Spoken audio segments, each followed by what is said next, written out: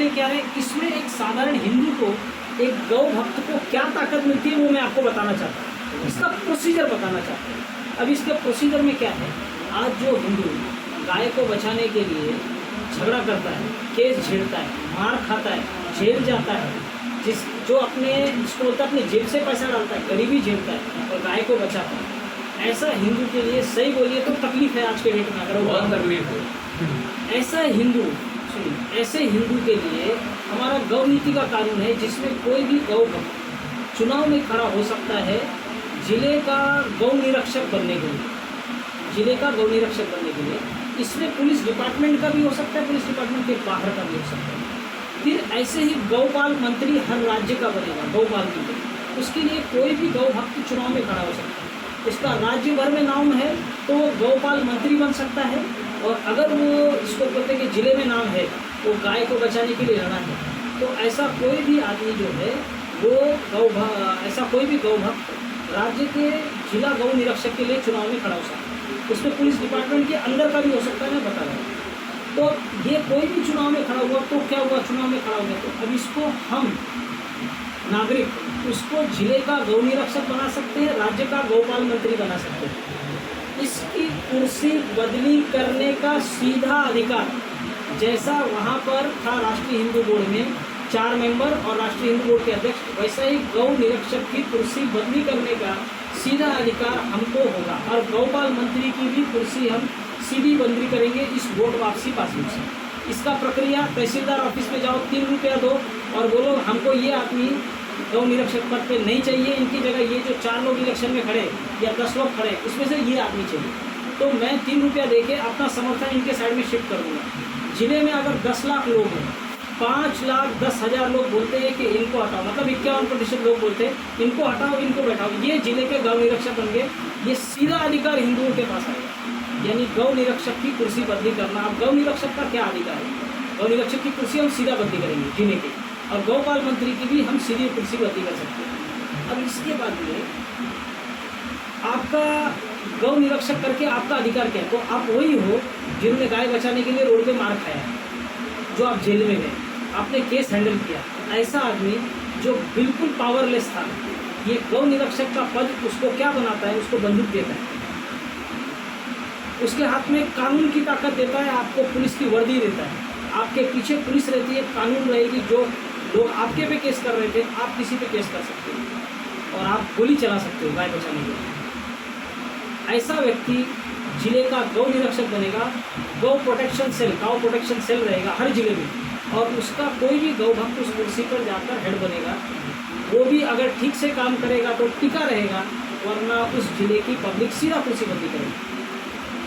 फिर उस राज्य का गौपाल मंत्री जो नीति कानून बनाएगा कि गांव कैसे बचानी है, उसकी कुर्सी भी पब्लिक सीधी बंदी करेगी। A1 A2 मिल्क, शुद्ध गाय का भी A1 A2 नाम दे दिया, नाम बदली करके कल दूसरी बेवकूफ़ बना सकते हैं, पर देसी गाय का ब्रांड को बचाना, देसी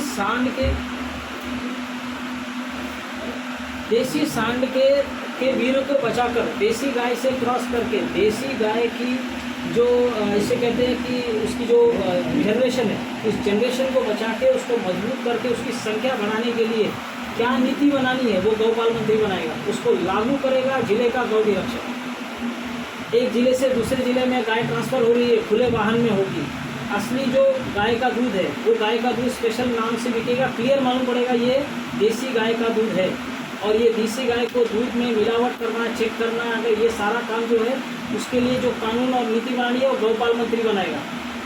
ये सारी चीज़ को लागू गौ निरीक्षक करेगा। ये दोनों अपने जगह से सही काम करेंगे। वाहन है ट्रांसफ़र करने का, और गाय इस जिले से उस जिले जा रही है, वो उसका वाहन स्पेशल होगा, वो हमेशा खुला हुआ रहेगा, जालीदार रहेगा, पैक कभी नहीं कर सकते। जालीदार वाहन में लेके जा रहे हो, इसको बोलते हैं बंद वाहन में लेके जा रहे हो, तुरंत ही गौ निरीक्षक आपको धर लेगा। उस राज्य में आप गाय नहीं ले जाते, इस राज्य में महाराष्ट्र में अगर ये कानून आ गया गौ नीति का, तो आप महाराष्ट्र से उठाकर किसी दूसरे राज्य में लेके जा रहे हो जहाँ गौ नीति का कानून लागू नहीं है, तो ऐसे केस में आपके ऊपर केस आ जाएगा, आपको लेके नहीं जाना है वहाँ। मतलब आपका कुछ भी है, भाई खुले वाहन में लेके जा रहा हूँ तो मैं कहीं भी लेकर नहीं, वहाँ पर गौ अभी तक गौकोशी बंद नहीं हुई है, वहाँ पर गौ नीति का वहाँ उस राज्य में आप नहीं लेके जाते, बंगाल में आप नहीं लेके जा सकते गाय, तो उस तरह हमारी गाय बचेगी। अब अगर आपके ऊपर गाय के दूध में मिक्सिंग का आरोप है, आप गौ निरीक्षक पद पर रहकर किसी भ्रष्टाचार में पकड़े जाते हो, गौपाल मंत्री बनने पर आपने कोई गलत काम किया, भ्रष्टाचार किया, जिसके वजह से गाय को तकलीफ हुई। अब देखिए, जो पॉलिसी बनाना है वो सब बनाओ, मंत्री को हम कहीं नहीं रोक रहे, पर अगर कुछ भ्रष्टाचारी पकड़े गए तो आप फिर से ज्यूरी कोर्ट में जाओगे। गौ निरीक्षक भी और गौपाल मंत्री भी अगर आपके में भ्रष्टाचार का आरोप लगा है तो सामान्य 15 से 1500 नागरिक वोटर लिस्ट में से चुने जाएंगे। उसमें जिला एसपी वोट वापसी में, जिले का जज, सरकारी वकील वोट वापसी में, ज्यूरी प्रशासक जो सामान्य हिंदुओं को बुलाएगा। हम आप वो केस सुनने जाएंगे ना, भाई गौ हत्या का आरोप लगा है या जो गौ निरीक्षक है उस पर कोई भ्रष्टाचार का आरोप लगा है, तो उसको सुनने हम जो हिंदू वहाँ से उस जिले की या उस राज्य की पब्लिक जाएगी, वो लोग जो वहाँ पे बैठेंगे वो 15 से 1500 नागरिक होंगे और उनको जो बुलाएगा ज्यूरी प्रशासक वो भी वोट वापसी में, मतलब वो भी कोई भाई भतीजावाद नहीं कर सकता, किसी भी उल्टे सीधे आदमी को नहीं बुलाएगा, संख्या में सही आदमी को बुलाएगा। उनको बुलाकर भाई उनको देखेगा 25 से 55 साल के साउंड व्यक्ति होने चाहिए, बात समझने चाहिए। ऐसे अगर 500 लोग को बुलाना है तो 1000 को बुला के उसमें जो बेस्ट 500 रहेंगे उनको बैठाएगा, वो बैठ के पूरा केस सुनेंगे। इस गौ निरीक्षक पर क्या क्या आरोप लगा है, इसने कुछ गड़बड़ किया है, सारा केस सुनने के बाद में इनको क्या दंड देना है या छोड़ देना है या इनके पे झूठा आरोप लगा है इनको बरी कर देना, ये सारी चीज़ पूरा केस सुनने के बाद में कहीं आवश्यक हो तो नार्को टेस्ट करवाना, फिर से कह रहा हूँ, ज्यूरी मेंबरों का अधिकार होगा। ये भाई इसके बाद से तो सब ठीक लग रहा है, पर सिद्ध नहीं हो पा रहा है कि ये सही है, सारे प्रमाण इसके विरुद्ध में है, पर ये मेरे को लग ठीक रहा है। तो एक काम करते हैं, जो आरोप लगा है भाई आपका नार्को टेस्ट कर लेते हैं, आप सही हो तो दे दो, लेकिन नार्को टेस्ट के बाद अभी हमने सोचा है कि अगर आपने भ्रष्टाचार किया है तो आपको 1 साल की सज़ा देंगे, और इनको भी अगर इन्होंने भ्रष्टाचार किया तो 1 साल की सज़ा देंगे, लेकिन अगर नार्को टेस्ट करवाए तो 2 साल की देंगे। तैयार हो?